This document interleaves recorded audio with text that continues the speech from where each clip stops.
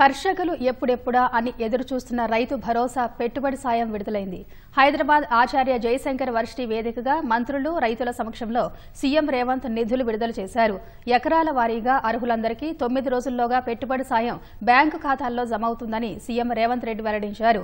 ఈ సందర్భంగా మరో 1034 రైతు వేదికల్లో వీడియో కాన్ఫరెన్స్ సదుపాయం సైతం కల్పించారు. రైతులు వరితో పాటు పప్పు ధాన్యాలు, చిరుధాన్యాలు, ఇతర వాణిజ్య పంటలు సాగు చేయాలని సీఎం కోరారు.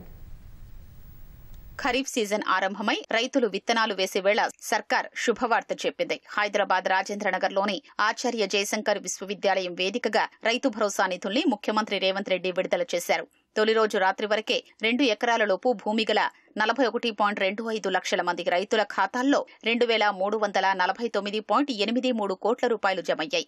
10 ఏళ్లలో దొరికిన చోటల్లా అప్పులు చేసి కాంట్రాక్టర్లకు, సర్పంచ్లకు బిల్లులు పెండింగ్లో పెట్టారని సీఎం ధ్వజమెత్తారు. గత సర్కార్ చేసిన తప్పులు సరిచేసేందుకు రోజుకు 18 గంటల పాటు కష్టపడి పనిచేస్తున్నట్లు రేవంత్ రెడ్డి వివరించారు. ప్రతికూల పరిస్థితులు అధిగమిస్తూనే 9 రోజుల్లో 9,000 కోట్ల రూపాయలు రైతులకు ఇవ్వాలన్నదే సర్కార్ లక్ష్యమని సీఎం వెల్లడించారు. 9 రోజులు తిరిగే లోపల దాదాపుగా 9,000 కోట్ల రూపాయలు 1,49,00,000 ఎకరాలకు 70,11,984 మంది రైతులకు రైతు భరోసా పథకం కింద నగదు బదిలీ చేయడానికి ఇక్కడికి వచ్చిన మిత్రులారా, ఇవాళ రైతు చేతుల నగదు ఉంటే అప్పులకు మిత్తిలకు ఇవాళ వెళ్లి రైతు బలి కాకూడదన్న ఏకైక లక్ష్యంతోనే కార్యక్రమాన్ని తీసుకున్నాం. ఈ 18 నెలలల్లా కొనుగోలుతో సహా మొత్తం కలిపితే 1,01,728 కోట్ల రూపాయలు ఖర్చు పెట్టిన రాష్ట్రం తెలంగాణ రాష్ట్రం. ధైర్యంగా పైసకు లెక్క చెప్తారు రేపు అసెంబ్లీలో. ధైర్యంగా గ్రామాలకు వెళ్లి చెప్పండి. ఏ గ్రామంలో అయినా సవాలు విసురుదాం. ఆ 10 సంవత్సరాల వాళ్ళు చేసిన రైతు రుణమాఫీ ఎంత, ఒక్క సంవత్సరంలో మనం చేసిన రైతు రుణమాఫీ ఎంత. గ్రామ సభలు పెడదాం, గ్రామాలలో చర్చ పెడదాం. పంటల సాగులో నూతన విధానాలు, సలహాలు, సూచనలు అందించేందుకు రైతు వేదికల్లో రైతు నేస్తం పేరిట వినూత్న కార్యక్రమానికి సర్కార్ శ్రీకారం చుట్టింది.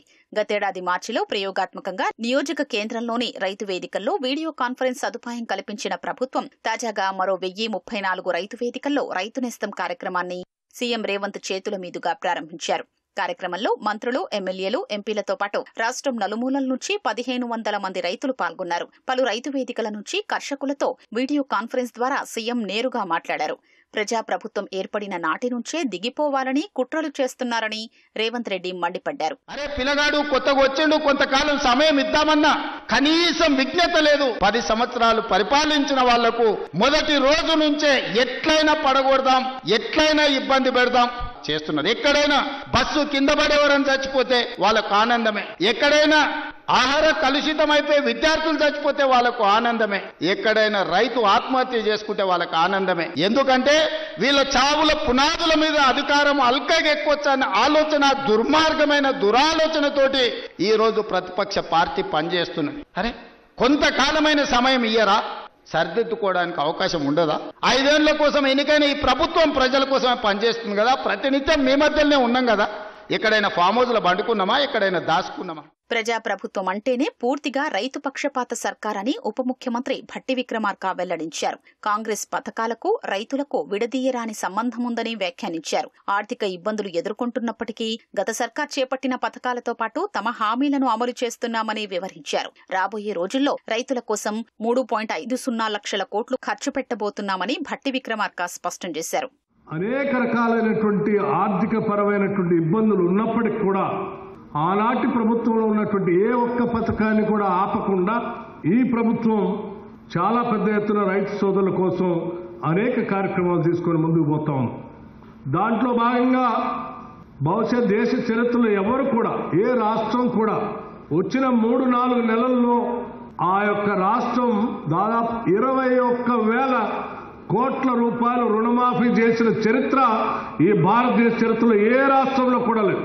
అది కేవలం ఈ రాష్ట్రంలో మాత్రమే జరిగింది.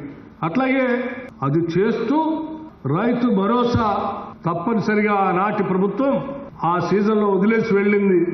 కానీ మనం మాత్రం రైతులకి అన్యాయం చేయకూడదని చెప్పి రాష్ట్ర ముఖ్యమంత్రి గారు మిగతా మంత్రి మండలి సభ్యులందరితో మాట్లాడి పెద్ద ఎత్తున రైతు భరోసా వేసే కార్యక్రమాన్ని కూడా చేపట్టారు.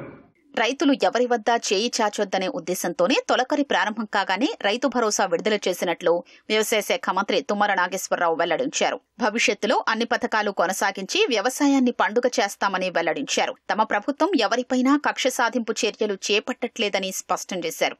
వాళ్ళు చేసిన తప్పుల్ని మన మీదకు దొయ్యాలని చెప్పి చూస్తున్నారు. మీరు నిన్న మొన్న చూస్తున్నారు. వాళ్ళు చేసినటువంటి దోపిడీ వ్యవస్థలకి కొన్ని సంస్థలు కొన్ని కమిషన్లు ఎంక్వైరీ చేస్తుంటే ఎడబొబ్బలు వెళ్తున్నారు. ఈ యొక్క కృష్ణా గోదావరి జలాల్ని వినాశనాన్ని భ్రష్టు పట్టించి తెలంగాణకి వినాశనాన్ని చేసినటువంటి వాళ్ళు ఈ రోజు ఈ ప్రభుత్వాన్ని, రేవంత్ రెడ్డి గారి ప్రభుత్వాన్ని, ఉత్తమ్ గారిని విమర్శించే స్థాయికి వచ్చారు. కాబట్టి దయచేసి మాకు ఏ వాళ్ళ మీద కూడా కక్ష సాధింపు చర్యలు అవసరం లేదు. మమ్మల్ని ఎన్నుకున్నటువంటి ప్రజల యొక్క సేవ చేసి ఆడతోటి శభాష్ అనిపించుకోవడం తప్ప ఈ రేవంత్ రెడ్డి గారి ప్రభుత్వానికి ఇంకొక కోరిక లేదు అని చెప్పి కూడా మీకు ఈ సందర్భంగా మనం చేస్తున్నాం. ఎకరాల పరిమితి లేకుండా సాగుకు యోగ్యమైన భూములన్నింటికీ రైతు భరోసా సాయం అందిస్తామని సర్కార్ స్పష్టం చేసింది.